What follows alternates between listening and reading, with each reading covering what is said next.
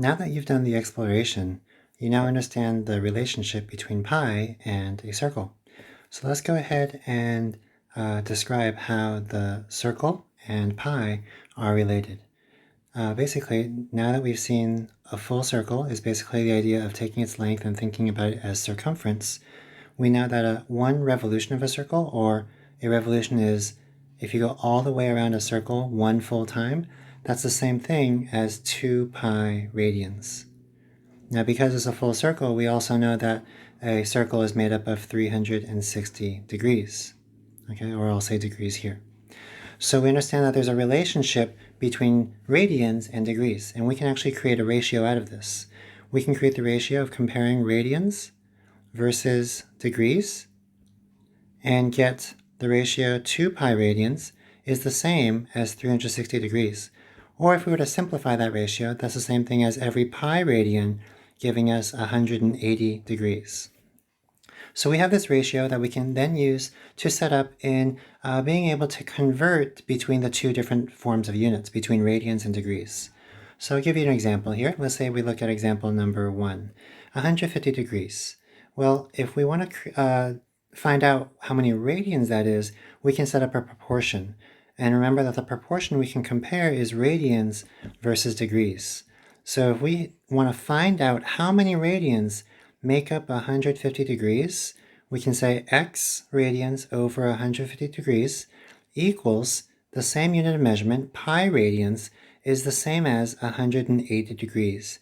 And by doing this, you create a proportion in which you can then solve for x. And I'm just going to go ahead and multiply both sides by 150 to get x by itself, to get it isolated. And here we see that x is equal to 5 pi over 6. So 150 degrees is the same as 5 pi over 6 radians. Let's do another example. Let's do negative 270 degrees. So if we do the same kind of proportion where we compare radians versus degrees, we can think we want to find out how many radians gives us negative 270 degrees, and we know that the constant ratio for a circle is that pi radians gives us 180 degrees. So again, by isolating that value of x and solving for x this way, right, we end up getting that we have negative 3 pi over 2. What's important to note in this example here is that the value is still negative. Even though you see a negative there, some might be inclined to turn that into a positive value, but we are actually converting this negative degree into a negative radian measure, okay? All right, so if in a full circle there's 360 degrees, then we can also technically split up each degree into smaller parts. Just like how you're familiar with how if you have, let's say, 1 meter, you can break that up into centimeters, right? You have 100 centimeters in 1 meter. So similarly, if you have 1 degree, or maybe I shouldn't do it in a linear fashion, but in a circle, if you have, let's say, 1 degree, you can actually break that up into smaller units, and this unit is called a minute, okay? So think about how, if you think about a clock, how in terms of 1 hour, that's the same as 60 minutes, right? And even for a minute, we know that for 1 minute, there's even 60 seconds that makes up that 1 minute. Similarly, when it comes to degrees, 1 degree, oh, that's actually written here. 1 degree is made up of 60 minutes, okay? So it's denoted by the symbol of a apostrophe like this. Apostrophe is a degree. 1 degree is it's 1/60th of a degree, which is 1 minute. Okay, and then likewise, if you want to break it up into seconds, we also know that it's written as an apostrophe. As a quotation marks. So that's 1 quotation marks is the same as 1 second. So this is the same thing as saying 1 second. Okay.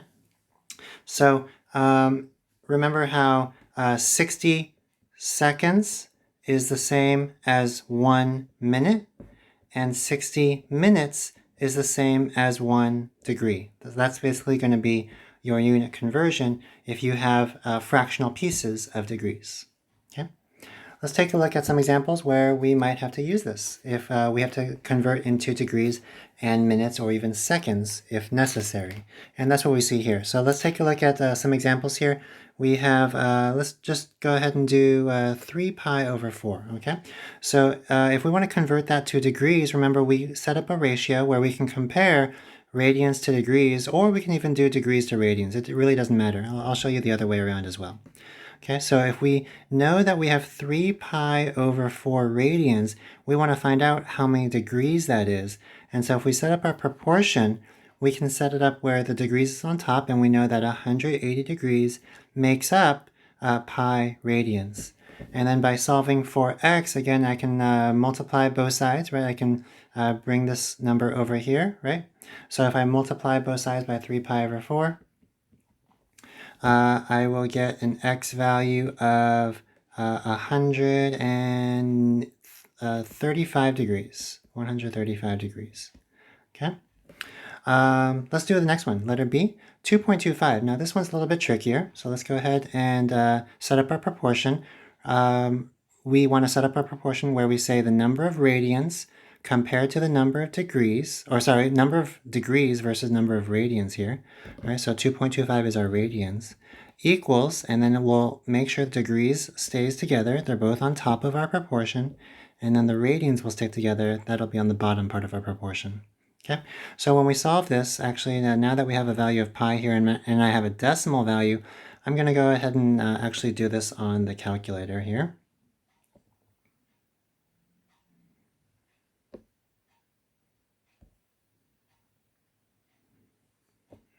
Okay.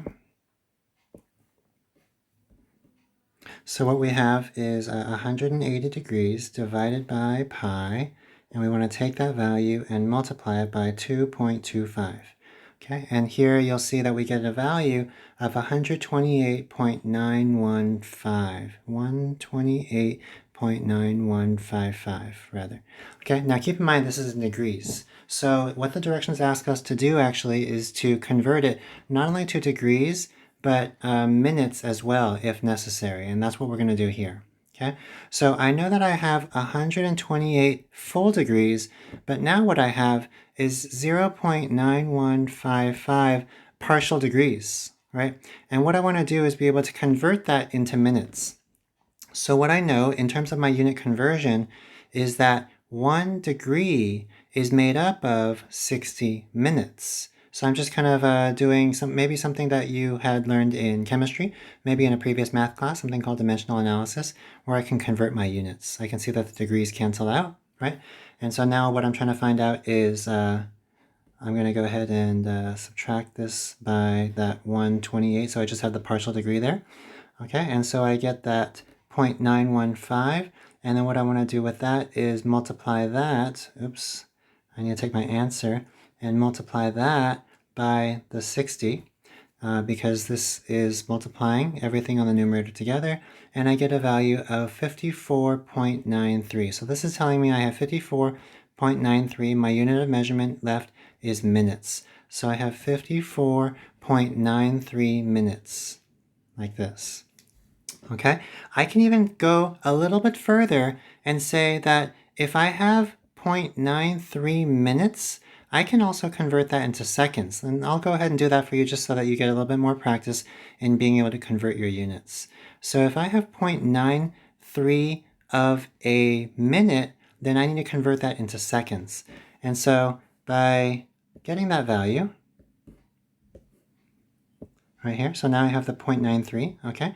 So I'm going to take that 0.93, and I know 1 minute makes up 60 seconds. So again, I'm going to have to multiply this value by 60 to get that. Now I now have 55.81 seconds.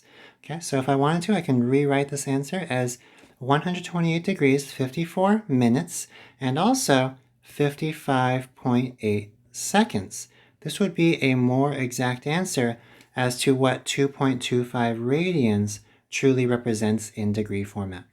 Okay, so that's how you can convert your units and get a smaller unit of measurements. All right, let's go on to number 3 here. So we're going to convert the 27 revolutions per minute into degrees per minute. So if we think about a form of measurement, keep in mind what we mentioned earlier in the beginning of the video, that a revolution is going a full time around a circle, one full time. And we know that in a circle, 360 degrees gives you one revolution. So there's 360 degrees per revolution.